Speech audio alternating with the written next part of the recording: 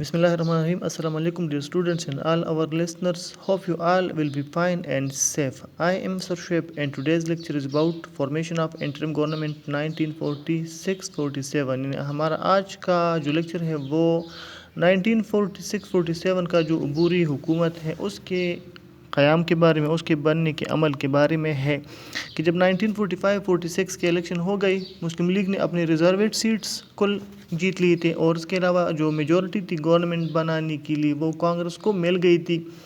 यानी कांग्रेस जो थी वो सेंटर में गवर्नमेंट फॉर्म करने की पोजीशन में आ गई थी। उसके साथ साथ जो प्रोविंसेस थे डिफरेंट, उसमें भी मेजॉरिटी में कांग्रेस को ही अक्सरियत मिल गई थी, वो पोजीशन बनाने में थे कि हुकूमत की बनाने की पोजीशन में थे। तो उसके बाद जो कैबिनेट मिशन प्लान में वादा हुआ था कि जो पार्टी कैबिनेट मिशन प्रपोजल को एक्सेप्ट करेगी, पार्ट 1 को जो शॉर्ट टर्म है, गवर्नमेंट बनाने की इन्विटेशन उस पार्टी को दी जाएगी और जो पार्टी एक्सेप्ट नहीं करेगी उसको इनवाइट नहीं किया जाएगा। जो लेबर पार्टी की गवर्नमेंट थी ब्रिटिश में और उसके साथ साथ जो यहाँ के वाइसराय थे लॉर्ड वेवल, इन दोनों का ये कहना था।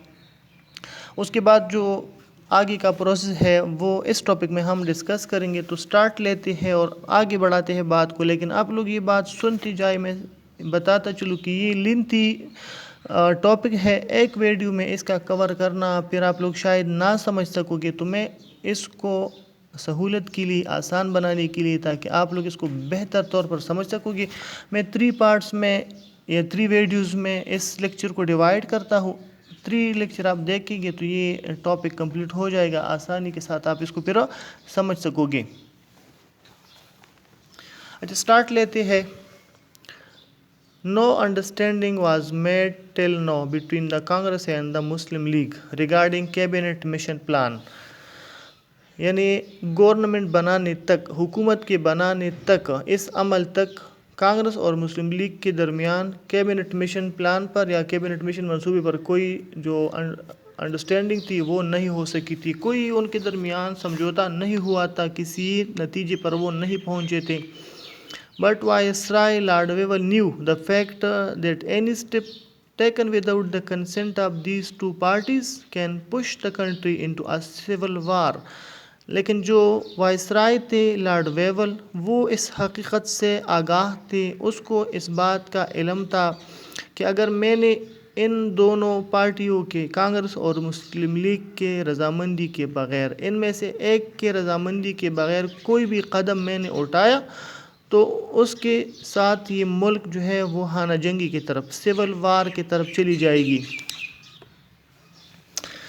मुल्क में हाना जंगी शुरू हो जाएगी, अमन हराब हो जाएगा। तो इसलिए वाइसराय जो थे वो कांग्रेस के मर्ज़ी के बग़ैर या मुस्लिम लीग के मर्ज़ी के बग़ैर फ़िलहाल कोई कदम उठाने पर राज़ी नहीं थे।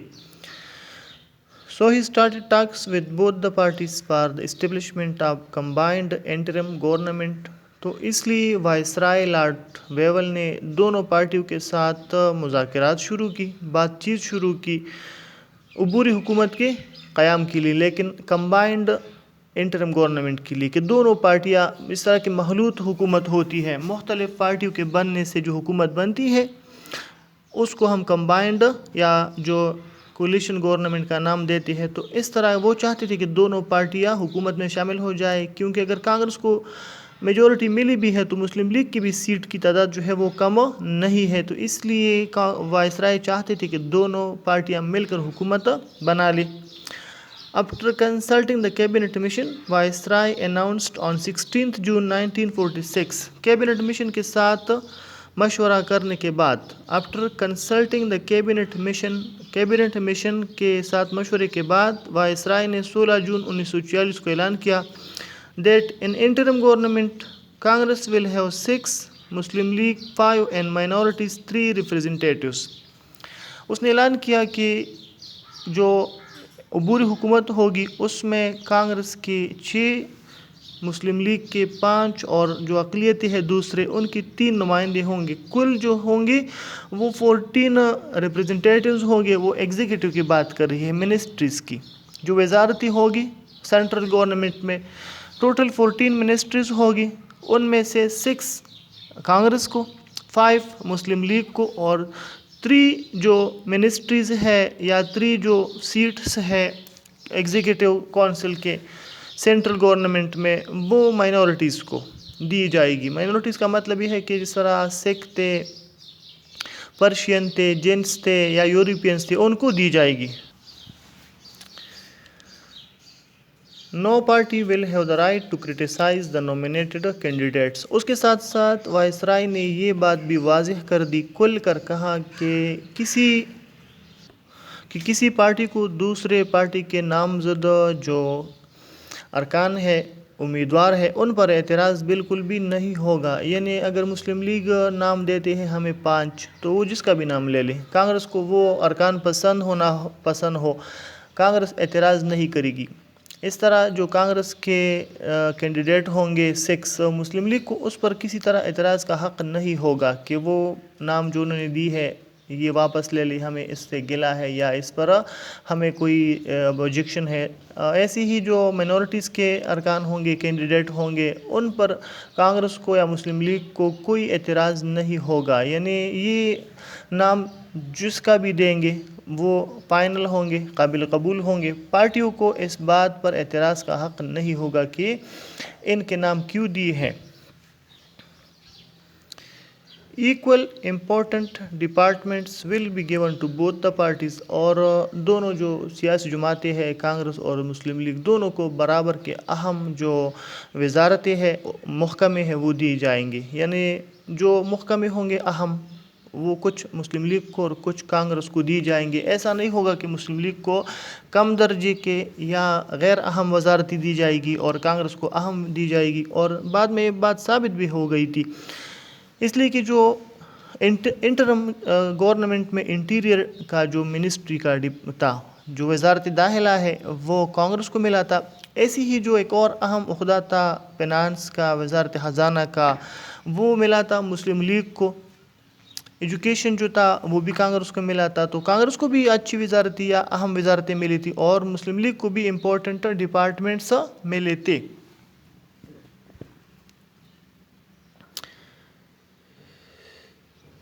This was also notified that if any party will not have to accept the cabinet mission proposals, اور اس کے ساتھ ساتھ یہ بات دوبارہ کی گئی کہ جو پارٹی کیبنٹ مشن تجاویز کو نہ مانے. This was also notified that if any party will not have to accept the cabinet mission proposals, کہ جو پارٹی کابینہ مشن تجاویز کو نہیں مانے گی, جو شارٹ اور لانگ ٹرم پروپوزل ہے, کوئی بھی پارٹی اگر اس کو نہ مانے, will not be included in the interim government, تو اس کو ہم عبوری حکومت میں شامل نہیں کریں گے. will not be included in the interim government, اس کو ہم عبوری حکومت میں شامل نہیں کریں گے. in such condition, تو پھر ایسے حالات میں viceroy will invite other party to form the interim government, تو ایسے حالات میں وائسرائے جو ہے وہ دوسری پارٹی کو انوائٹ کرے گی, دوسری پارٹی کو دعوت دی جائے گی کہ وہ حکومت بنا لی. یعنی جو پارٹی کیبنٹ مشن پروپوزل کو ایکسیپٹ نہ کرے اس کو پھر انویٹیشن نہیں ملے گی فارمیشن آف گورنمنٹ کی, اور اس کی جگہ دوسری جو پارٹی ہوگی اس کو انوائٹ کیا جائے گا کہ وہ گورنمنٹ جو ہے وہ فارم کر لے. On 25th June 1946, the working committee of the Muslim League agreed to the conditions. تو جب یہ شرط رکھی گئی کہ جو ایکسیپٹ کرے گی ہم اس کو دعوت دیں گے, جو ایکسیپٹ نہ کرے ہم اس کو دعوت نہیں دیں گے, تو 25 جون 1946 کو مسلم لیگ کی ورکنگ کمیٹی وہ ان شرائط پر راضی ہوئی and decided to join the interim government, اور انہوں نے عبوری حکومت میں شامل ہونے کا فیصلہ کیا. Because the Muslim League wanted to live peacefully and participation of the Muslim provinces proposed by mission in Group B and C was considered the important development towards Pakistan. Cabinet mission تجاویز کو ماننا اور حکومت میں شامل ہونا, یہ مسلم league نے فیصلہ کیا. اس کے ساتھ ساتھ وہ چاہتے تھے کہ وہ امن کے ساتھ رہے, اور جو کیبنٹ مشن تجاویز کے مطابق جو گروپ بی اور سی میں مسلم جو اکثریت اضلاع تھی ان کا شامل ہونا, وہ پاکستان کے طرف ایک اہم قدم تھا. پاکستان کے بننے کی طرف وہ ایک اہم سٹیپ تھا کہ پاکستان کا جو ڈیمانڈ ہے یا جو پاکستان کا مسلم لیگ نے مطالبہ کیا ہے وہ حاصل کرنا ان میں ایک ممکنہ طور پر نظر پھر آ رہا تھا. آن دا ادر سائڈ, دوسری طرف Congress rejected the plan by showing Hare observations. Muslim league نے ایکسیپٹنس دے دی، مسلم لیگ نے پروپوزل کو ایکسیپٹ کیا، گورنمنٹ میں شامل ہونے کا فیصلہ کیا۔ دوسری طرف جو کانگریس تھی اس نے انٹرم گورنمنٹ کا پرمیشن پر اور کیبنٹ مشن پر اپنے کچھ جو آبزرویشنز تھے، تحفظات تھے، اس کا اظہار کیا۔ اکارڈنگ ٹو دا پرومس، وعدے کے مطابق interim government should have to be form by representatives of Muslim League. تو اب جو شرط تھی یا جو وعدہ ہوا تھا کہ جو ہمارے پروپوزل کو مانے گی ہم اس کو دعوت دے دیں گے حکومت کے بنانے کی، جو ہماری تجاویز کو نہ مانے ہم اس کو حکومت بنانے کی دعوت نہیں دیں گے۔ تو اب یہ ہونا چاہیے تھا کہ مسلم لیگ کو دعوت دے دی جاتی۔ But Viceroy and Labour Party government of Britain were unable to form a government of India without Congress۔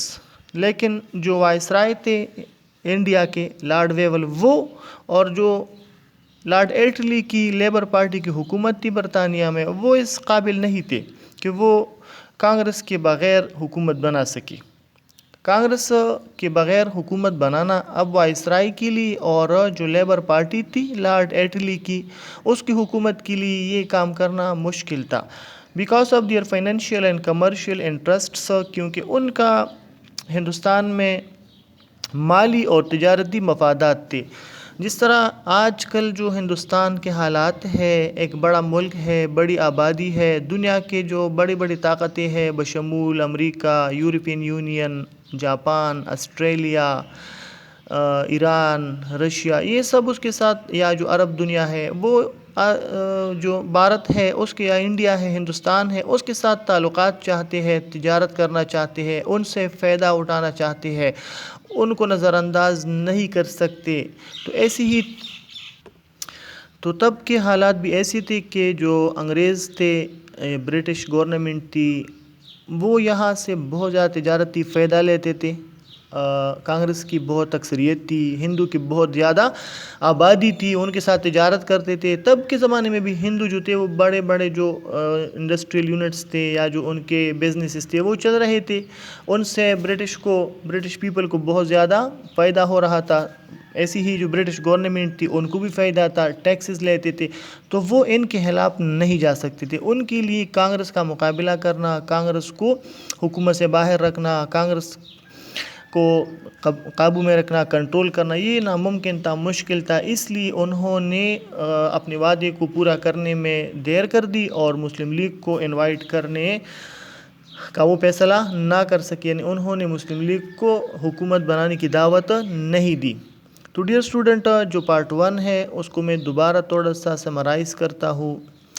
آج جو ہمارا لیکچر ہے یہ فارمیشن آف انٹرم گورنمنٹ 1946-47 کے بارے میں ہے، لیکن یہ چونکہ لینتھی ٹاپک ہے، ایک ویڈیو میں ایک لیکچر میں اس کا کور کرنا مشکل ہے، اس لیے میں اس کو 3 پارٹس میں ڈیوائڈ کروں گا، 3 ویڈیوز بناؤں گا تاکہ آپ لوگ آسانی کے ساتھ، سہولت کے ساتھ اور تفصیل کے ساتھ اس کو سمجھ سکو گے۔ تو پارٹ 1 میں یہ ہے کہ جب انٹرم گورنمنٹ بنانے کے لیے کانگریس اور مسلم لیگ کے درمیان کوئی اتفاق نہ ہو سکا تو پھر وائسرائے نے کوشش کی کہ دونوں پارٹیوں کو حکومت میں شامل کرے۔ اس نے بات چیت کا آغاز کیا کانگریس کے ساتھ اور مسلم لیگ کے ساتھ، اور یہ اعلان کیا کہ انٹرم گورنمنٹ میں ٹوٹل 14 منسٹریز ہوں گی، 6 ہم کانگریس کو، 5 مسلم لیگ کو اور 3 جو ہے وہ مائنورٹیز کو دیں گے۔